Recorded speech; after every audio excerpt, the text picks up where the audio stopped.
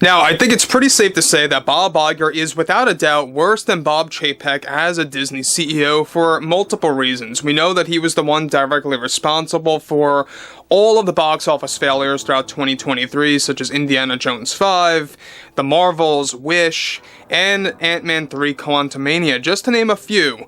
And we also have a lot of other things to actually discuss related to Bob Iger's stance on the current status of Disney. This is Mike Zero. Subscribe if you're new and like this video to see future updates. You can also find me at Mike01. I thank you all so very much for the great and kind support. Now, the thing about Bob Iger and those associated with Disney and Lucasfilm, we know that they are so out of touch with reality to the point where they don't even know how to properly run these companies. This is exactly why they lack leadership skills. They really seemingly support mismanagement when it comes to all of their projects, whether it be TV shows or film, it doesn't matter.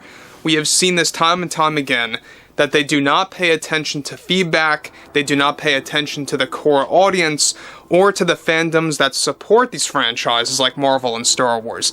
Now, this is where matters get even worse. Now, we know that Disney has had a very bad run this year, but not on top of that. We also have a lot of other aspects going on with Disney.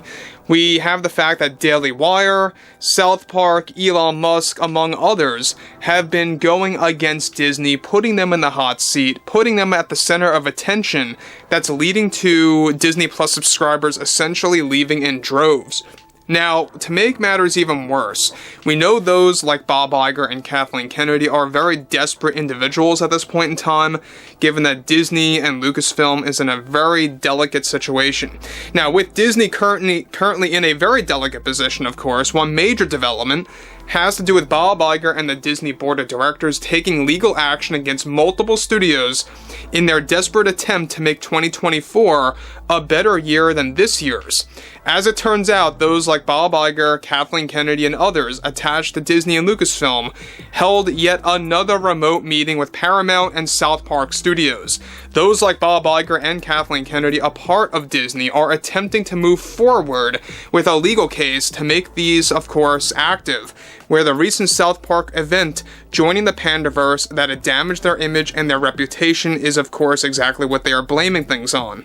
These claims made by those like Iger and Kennedy, along with a Disney legal team, have also been doing everything in their power to bring down Trey Parker and Matt Stone, to halt their plans of using more Disney MUSK in 2024, which they fully intend to do to continue the story of the Pandaverse event.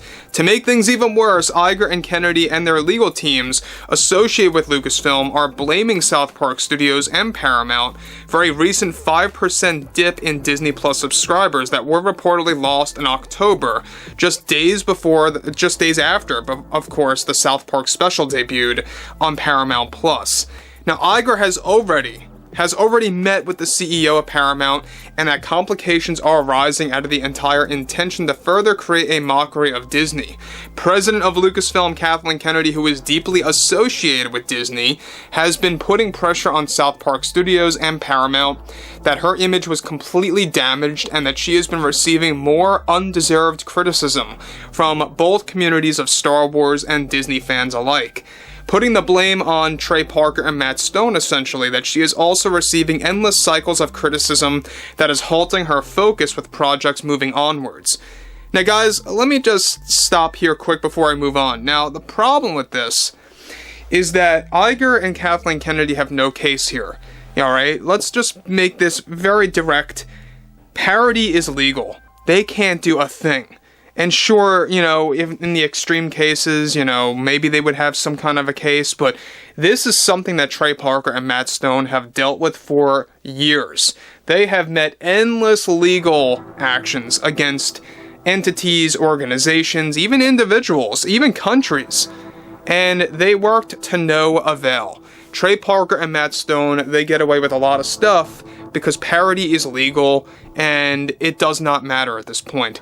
Bob Iger and Kathleen Kennedy and those associated with legal teams over at Disney have nothing to actually do with this case. Now, we know that there's a lot of things going on here between these studios, like South Park Studios and Paramount / Paramount Global that handles South Park.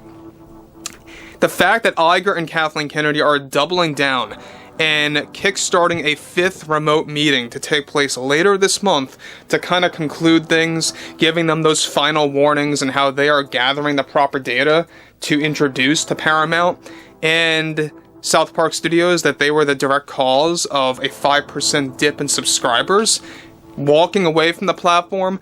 In my book, you can't really prove that. You cannot prove that there was a actual dip in subs directly correlated with the overall Pandaverse event episode. Now, for those of you that are out of the loop, Pandaverse is an event / episode of South Park. They directly made parodies of Bob Iger, the Disney stock hitting a very big low, Kathleen Kennedy's mismanagement at Lucasfilm, and a lot more with the whole gender swapping and race swapping nonsense in Disney. So here's the thing, is that we know that Bob Iger is trying to do whatever he can to save Disney at this point. So, on top of this, both Iger, Kennedy, and Disney's legal team are already giving serious warnings to South Park Studios. However, since this is the 4th meeting that was done remotely between all these studios, CEO of Paramount made it openly clear to Disney that parody is completely legal and holds no legal case, and that Disney's warnings and legal actions will go nowhere. Those like Iger, Kennedy, and Disney's legal team are set to have a 5th remote meeting, like I said before, later during this month that is planned to be the conclusion of these legal actions against those associated with South Park, as Disney is endlessly investigating any way possible to make a legal case by gathering the proper data that they can actually prove. Now, regardless, this is all likely to go nowhere, since parody is illegal, something that Iger and Kennedy don't seem to understand.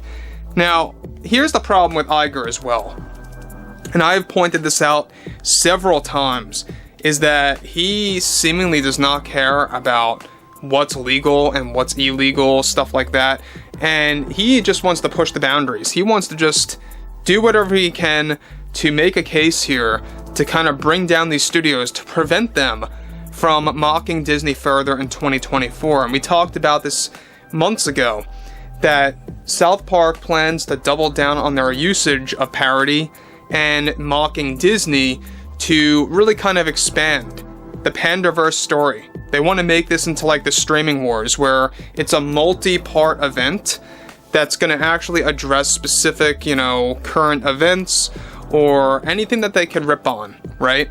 And South Park has endless material, especially with Disney. We talked about this. Parker and Stone, they've been talking about this behind the scenes with Paramount endlessly about their usage of Disney being, of course, a gold mine of parody usage to up the subscribers on Paramount Plus with brand new events for 2024 and 2025.